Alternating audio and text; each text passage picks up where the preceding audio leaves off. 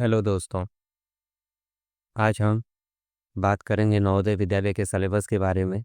जो बच्चे अभी तक अच्छे से तैयारी कर रहे हैं उनको बहुत बहुत बधाई। अच्छे से तैयारी करते रहिए। जो बच्चे अभी ढंग से तैयारी नहीं कर रहे हैं उनसे यही रिक्वेस्ट है कि वो अच्छे से तैयारी करें और अच्छा स्कोर करें और नवोदय विद्यालय में अपना सलेक्शन लें।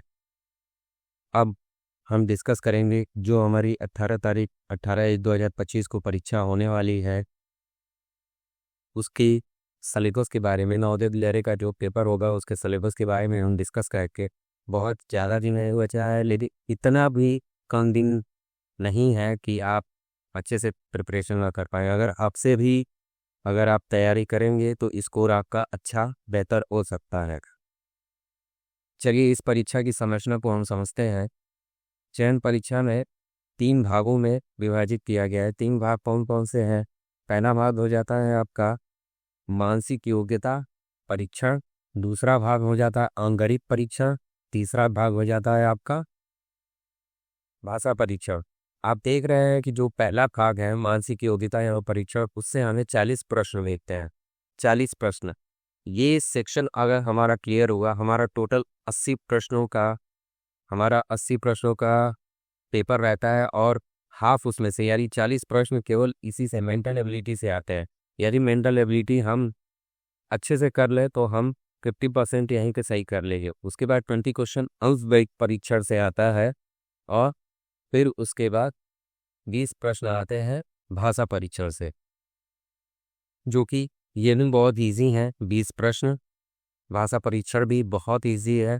आपके जितने भी गद्यांश या अपठित गद्यांश आते हैं आप उनको डेली पढ़ने का प्रयास कीजिए अगर आपके पास बुक्स हैं। अदरवाइज यहाँ पे तैयारी कराई जाएगी, आप उसको देख लीजिएगा।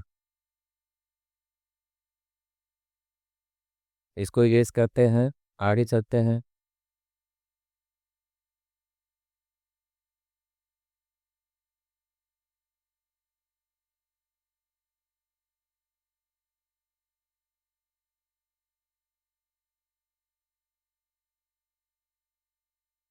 देखिए मानसिक योग्यता एवं परीक्षण में हमारे टोटल मानसिक योग्यता एवं परीक्षण में टोटल 10 टॉपिक है। यहाँ पे हम देखते हैं 10 टॉपिक है और 10 टॉपिक को आप देखिए। मैं पढ़ नहीं देता हूँ। असंगत को अलग करना, आकृति चित्र मिला, पैटर्न को पूरा करना, आकृति चित्र, श्रृंखला पूर्ति, सादृश्यता, ज्यामिति आकृति पूर्ति, दर्पण प्रतिबिंब, पंच होल, स्थान दृश्यावलोकन, छिपी हुई आकृति। ये हम देख सकते हैं बेटा भी हर हर टॉपिक से 4-4 प्रश्न हर साल आए हुए हैं। 2018 से 18 के बाद 2018 से पहले या 2018 तक ये जो थे 65 प्रश्न आया करते थे, क्योंकि तब पेपर 100 नंबर का हुआ करता था। अब पेपर 80 नंबर का हो रहा है तो यहाँ पे 40 प्रश्न आ रहे हैं। हर साल हर टॉपिक से देते ही 4-4 प्रश्न आ रहे हैं। इनका बहुत इजी ट्रिक होता है। हर एक चैप्टर के छोटे छोटे ट्रिक हैं जो कि हमें ध्यान रखने हैं। अगर वो हम ध्यान रख देते हैं और उनको फॉलो करते हुए उनको सीखते हुए हम इन 40 क्वेश्चन को करेंगे तो डेफिनेटली हम बहुत अच्छा स्कोर करेंगे इसमें। इसको हम डिस्कस करेंगे आगे आने वाली वीडियो में। आपको ये मिल जाएगा, सारी ट्रिक्स इनके मिल जाएंगे।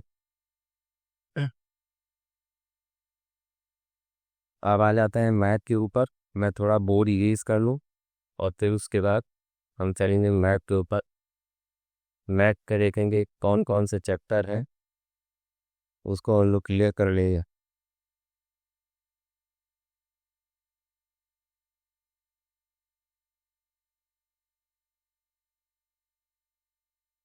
चलिए आते हैं मैथ पे। हम देखेंगे 20 चैप्टर टोटल हमें मिलते हैं। उन 20 चैप्टर से 20 क्वेश्चन आते हैं।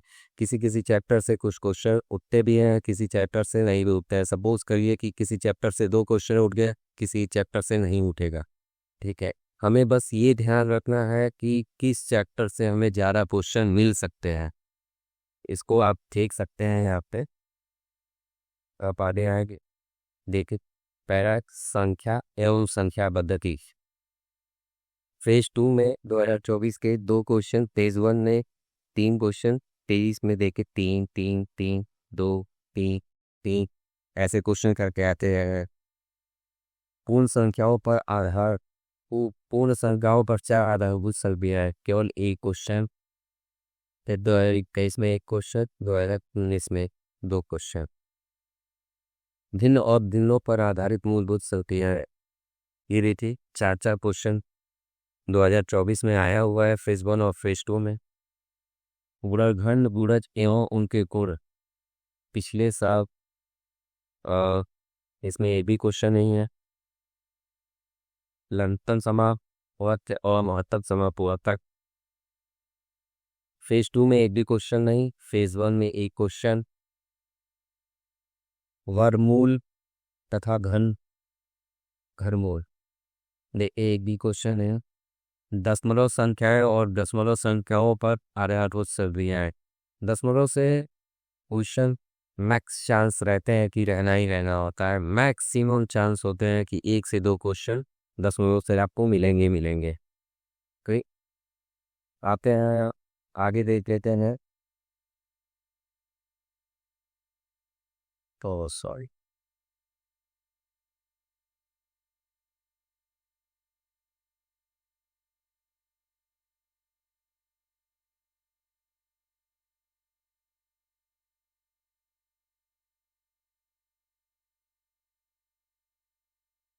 आगे हम देखेंगे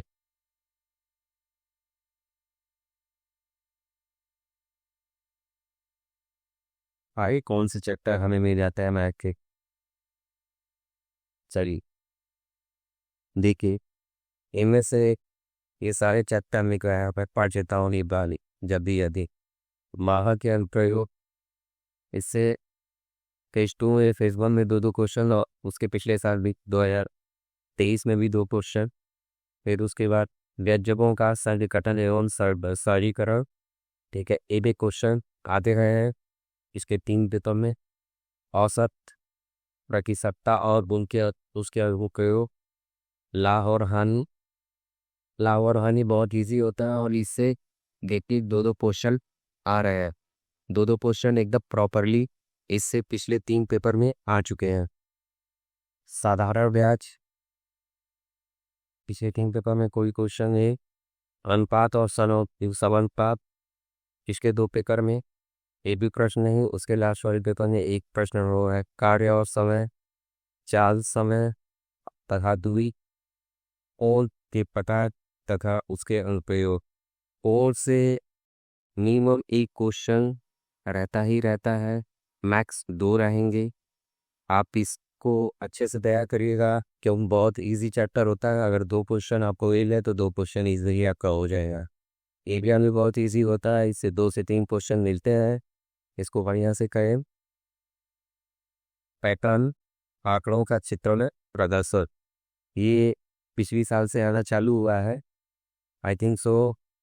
अच्छा है, ये इजी भी होता है। चित्रों को देख के हमें डाटा को समझना होता है, उस डाटा के आधार पे जो भी हमसे प्रश्न पूछा जाता है उसका उत्तर देते हैं, जो भी बहुत इजी होता है अगर हम डाटा को समझ जाते हैं तब।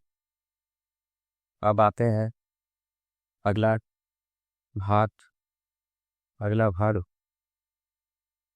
अगला भाग आपका हिंदी होगा। और मैंने आपको बताया कि हिंदी में केवल और केवल अपठित गद्यांश आते हैं, और उन्हीं से रिलेटेड क्वेश्चन रहते हैं, जो भी बहुत इजी होता है। बस हमें गद्यांश को थोड़ा, जो हमारे अपठित अनुच्छेद या गद्यांश हम बोल रहे हैं उसको जो रहते हैं, उन्हें हमें बहुत ध्यान से पढ़ना होता है और समझ के साथ पढ़ना होता है। यदि हम समझ के साथ उसको अच्छे से पढ़ लेते हैं तो हमारा यार 20 क्वेश्चन एकदम इजीली हो जाता है। देखिए हर साल इससे 20 क्वेश्चन आए हैं, और ये फिक्स है, 20 क्वेश्चन आधे ही आते हैं इससे। आपको बेहतर ढंग से तैयारी करनी है, ट्रिक्स को सीखते हुए तैयारी करनी है, तो अगली वीडियो कल आएगी, कृपया उसे देखें। और अपनी तैयारी बेहतर तरीके से करें, अच्छा स्कोर करने की कोशिश करें ताकि आपका सिलेक्शन नवोदय विद्यालय में हो पाए। Thank you. हेलो दोस्तों, आज हम बात करेंगे नवोदय विद्यालय के सिलेबस के बारे में। जो बच्चे अभी तक अच्छे से